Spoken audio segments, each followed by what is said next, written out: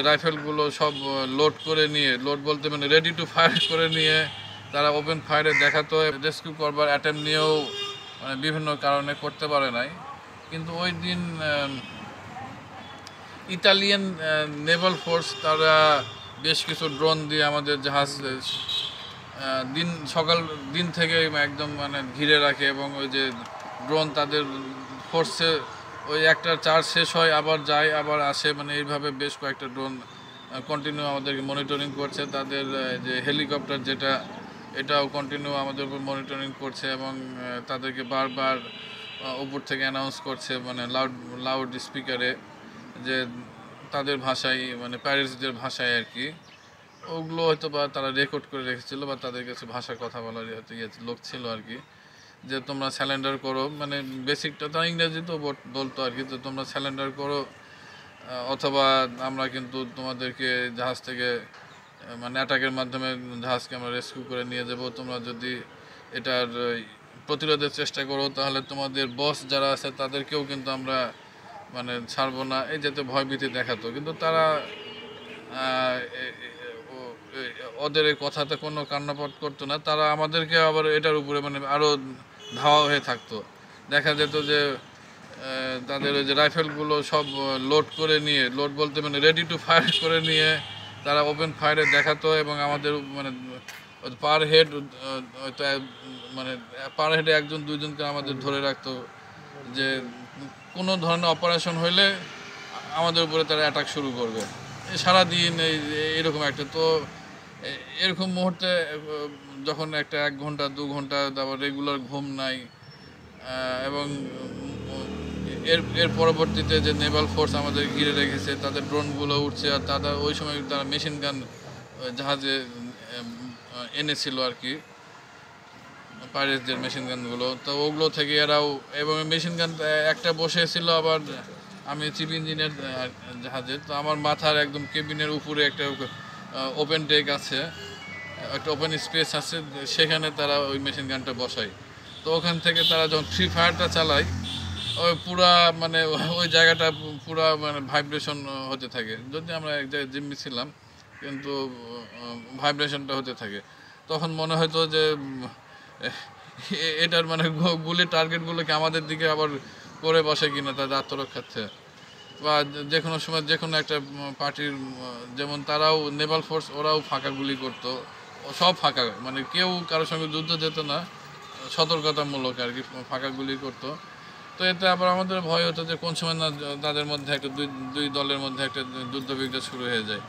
তো সেই দিন রোজার দিনে ছিল, আমরা সেই দিতে শুধু পানি খেয়ে বোধহয় ওই দিন রোজা থাকলাম, আর বিস্কিট টিস্কিট মানে একটা দুটা করে ভাগে যাচ্ছে ছিল, আমাদের কাউকে যে মানে ওখান থেকে ছাড়ে নাই। সারাদিন গেল, রাত গেল, রাতে গিয়ে যখন ওরা ভয় করছিল যে রাতে হয়তো একটা অপারেশন করবে, এবং তাদেরও হয়তো টার্গেট ছিল যে রাতে হয়তো কিছু একটা অপারেশন করে বসবে, মানে রেস্কিউ অপারেশন। তো আমাদের যখন বুঝতে পারলাম, আমাদের ক্যাপ্টেন সাহেব উনি আমাদের এসআর শিপিংয়ের সঙ্গে যোগাযোগ করলেন, সিও সাহেব মেহরুল সাহেবের সঙ্গে, এবং আমাদের ডিএমডি স্যারের সাহেবের সঙ্গে।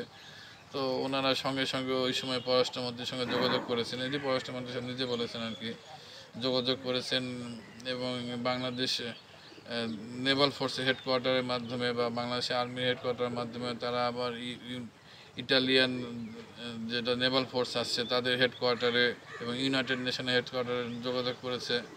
এবং উইদিন শর্ট টাইম 20-30 মিনিটস এরকম মানে বলা হচ্ছে, হয়তো আধা ঘন্টা 1 ঘন্টা হয়তো সময় লেগেছে। এর মধ্যে তারা তাদের সবগুলো অপারেশনালি এই যে ড্রোন, তারপরে যে রকেট হেলিকপ্টার দিয়ে আমাদের যে একটা ঘিরে রেখেছিল, এগুলো তারা ওখান থেকে চলে যায়। তাদের নেভাল ফোর্সগুলো এই যুদ্ধ জাহাজগুলো তখন 1.5-2 মাইলের মধ্যেই অবস্থান করছিল। এখান থেকে তারা 10 মাইল দূরে, নটিক্যাল মাইল দূরে চলে যায়। তখন ডাকাতরা একটু আশ্বস্ত হয় যে না, হয়তো আর তারা অ্যাটাক করবে না। কিন্তু সারা রাতই তারা এভাবে জিম্মি করে রাখে। আমরাও একটু ভয়ে ছিলাম, যে কারণ যে উপরে এয়ারে আসে না, আন্ডার ওয়াটার দিয়েও তো তারা অ্যাটাকে চলে আসতে পারে, কারণ আজকাল তো প্রযুক্তি অনেক উন্নত। তো এই কারণে আমরা ভয়ে ছিলাম যে কোনো সময় কিছু একটা শুরু হয়ে যেতে পারে। তো ভয়টার চাইতে আমরা তখন পুরো প্রস্তুতি ছিলাম যদি আর ফিরে না যেতে পারি তাহলে জন্য পরিবার ভালো থাকে এই দোয়াগুলো আমরা তখন করেছি। নিজেদের যেগুলো মানে শেষ সময়ে আমাদেরকে যে শিক্ষাগুলো থাকে যে মানে দোয়াগুলো পড়তে হয় এগুলো আমরা বসে বসে পড়তাম। আর ওইখানে ওই যে এক জায়গাতেই নামাজ একটা টয়লেটে সবাই মিলে আমরা ইউজ করতাম জাস্ট সার্ভাইভাল টেকনিকের জন্য যেটা। তো ওই একটা রাতই দুঃসহ কেটেছে। তারপরের দিনে আর আসে যখন সরকার থেকে এটা নির্দেশ দেওয়া হয়েছে যে যেন আমাদেরকে কেউ অপারেশন করতে না আসে।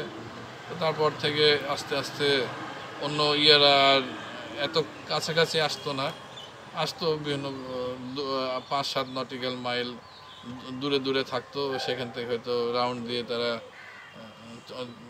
চলে যেত আর কি। তো ওই একটা দিনে ছিল দুঃসহ। আর বাকি ওই যে প্রথম দিন আর ওই দুটা দিনে আমাদের কাছে মানে বেশি ভয়ঙ্কর লেগেছে। আর বাকিগুলোও ছিল কিন্তু ওই সময় তবু একটা সান্ত্বনা ছিল যে না এখন পরিস্থিতি একটু মানে শান্ত আছে, কাজেই হয়তোবা কিছু মানে দুঃখজনক কিছু ঘটবে না। কিন্তু ওই পরিস্থিতিতেও নিশ্চিত তো কিছুই না, কাজেই আমরা একটু উদ্বেগ উৎকণ্ঠার মধ্যে দিয়ে কেটেছে। এবং ফাইনালি যখন আমরা 14 তারিখে রেস্কিউ হইলাম তখন আমরা এত আনন্দ অপ্লুত হলাম যে এটা এই মুহূর্তটা মনে হয় আর জীবনে কোনোদিন আমরা ফিল করি নাই। প্রত্যেকটা নাবিকই ওই সময় যে একটা আনন্দঘন মুহূর্ত ফিল করেছিলাম ওই যেদিন আমরা মুক্তি হয়েছিলাম ওই দিনটাতে। হ্যাঁ, কাউকে টর্চার করে নাই। অসুস্থতা বলতে যেমন আমি নিজেরও প্রেশার ফল হওয়ার মতো অবস্থা হয়েছিল প্রথম দিন যখন অ্যাটাক করে তখন। তারপরে যে দিনে ওই যে রাতে তারা অপারেশন একটা অ্যাটেম্প নিয়েছিল সেই রাতে এরকম আমার মতো আরও কয়েকজন ছিল, তাদের মানে নার্ভ প্রেশার ডাউন হয়ে যাচ্ছিলো, নার্ভ সিস্টেম উইক হয়ে আসছিল। কিন্তু এটা আমরা তাদেরকে বুঝতে দিই নাই। এটা হয়তো যারা একটু শক্ত মাইন্ডের তারা একজন আরেকজনকে সান্ত্বনা দিয়েছে, বা অনেক সময় এই জাতীয় পরিস্থিতিতে কিছু ফিজিক্যাল এক্সারসাইজ থাকে, এগুলো আমরা একটু স্লো করে করার চেষ্টা করেছি ওই জায়গাতে জিম্মি অবস্থাতেই, যাতে আমাদের ফার্দার কোনো মানে দুর্ঘটনার জন্য সম্মুখীন না হয়। তো এমনি সাধারণভাবে হয়তো ছোটোখাটো যেমন অ্যালার্জেটিক সমস্যা বা এই যে উদ্বেগ উৎকণ্ঠার কারণে ঘুম হয় না, বা অনেকে একটু গা হালকা গরম এই জাতীয় পরিস্থিতি ঘটেছে, এটা নেগলিজেবল যেটা বলা যায় সেই রেঞ্জের মধ্যে। আর আমাদের এই মুক্তির বিষয়ে বাংলাদেশ সহ বিশ্বের বিভিন্ন গণমাধ্যমে মুক্তির বিষয়ে যে একটা চাপ সৃষ্টি হয়েছিল পরিবারের পক্ষ থেকে বা মানুষের একটা দাবি দাবার পক্ষ থেকে, তো এই কারণে মানুষ আমাদের প্রতি অনেক দোয়া করেছেন। বাংলাদেশ সহ সারা বিশ্বের মুসলিমরা দোয়া করেছেন। মক্কা শরীফের প্রেস ইমাম সাহেবও তাদের কোনো এক নামাজের জামাতে দোয়া করেছেন, যেটা আমরা পাইরেটসদের মাধ্যমে এই খবরটা জানতে পেরেছি।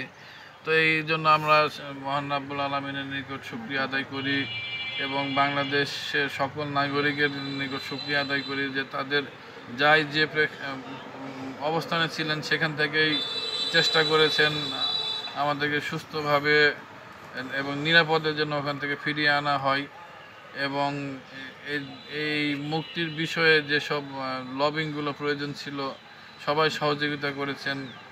এবং বাংলাদেশ সরকারের মাননীয় প্রধানমন্ত্রী শেখ হাসিনা উনি নিজে এই বিষয়টা দেখেছেন এবং পররাষ্ট্রমন্ত্রীর সঙ্গে উনি কনসাল্ট করে নেভাল হেডকোয়ার্টারের সঙ্গে উনি এই বিষয়ে সবসময় যোগাযোগ রাখতেন। এটা আমরা পরবর্তীতে গতকাল জানতে পেরেছি সরকার মহোদয়ের বিভিন্ন কর্তৃপক্ষের মাধ্যমে। তো এই কারণে আমরা সরকার কর্তৃপক্ষকেও ধন্যবাদ জানাই এবং বাংলাদেশ সহ সকল গণমাধ্যমকে ধন্যবাদ জানাই যে ওনাদের এই অক্লান্ত পরিশ্রমের মাধ্যমে আমাদের ফিরিয়ে আনবার জন্য যে মানুষের দোয়া ওনারা এনে দিতে পেরেছেন এবং আমাদেরকে দোয়া করেছেন যার বরকতে আমরা আমাদের পরিবারের নিকট ফিরে আসতে পেরেছি। এই কারণে আমরা শুকরিয়া আদায় করি আপনাদের সকলের নিকট। এত আবেগ আপ্লুত এবং এত আনন্দিত, এটা আমরা ভাষায় প্রকাশ করতে পারবো না। এটা আমাদের স্ত্রীরাও, তারাও অনেক উৎকণ্ঠায় থেকেছেন। তাদের প্রতিও আমরা, সকলের প্রতি আমরা কৃতজ্ঞ, আমাদের এই সময় মানসিকভাবে মনোবল স্ট্রং রাখবার জন্য, সহযোগিতা করার জন্য।